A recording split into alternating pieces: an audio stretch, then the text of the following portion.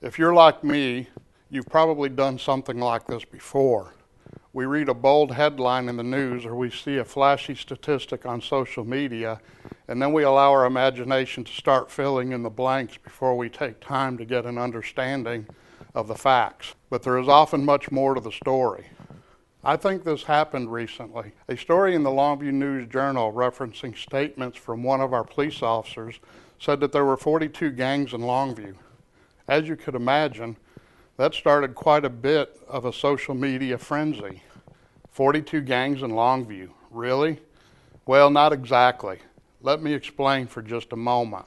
First, in reality, there are only a small number of individuals, maybe around 30 or so, that we believe are actively participating in just a handful of loosely organized gangs. So why were 42 gangs mentioned? State statute allows for law enforcement to track and identify gang members. The Longview Police Department monitors and tracks possible gang activity and its members in order to be vigilant for our community and as a tool to help deter crime. That database currently shows 274 individuals representing 42 different groups, but the full story is that a majority of those gangs are either not active in Longview, may only have one member in Longview, or those members were only loosely associated. Secondly, I believe we are making progress. I would prefer that we have no gangs, but the good news is that the number of gangs, the number of active gang members, and the amount of gang activity appears to be decreasing. Of those 274 members in our database, 100 of them are currently in prison or are in jail awaiting trial.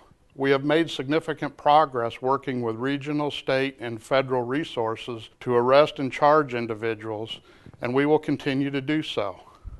Third, the gang activity that we see in Longview is generally not highly organized. It is not like the gang activity you would see in a bigger city. Although we have in recent years had issues with gang-on-gang violence, most of the activity we are currently seeing is very loosely organized, often involves a small group of young people, and has been related to drugs, property crime, and criminal mischief. So, are there 42 active gangs in Longview? No, I don't think so, but I do think there is still more to be done. It is still very important that we do everything that we can to eliminate this type of criminal behavior. You can help by reporting any suspicious or criminal behavior to the police. You can get involved in activities that provide young people with positive role models. Get to know your neighbors and get involved in a neighborhood crime watch group. Working together as a community, we can continue to make Longview a safe and wonderful place to live. Thank you for your support for the Longview Police Department.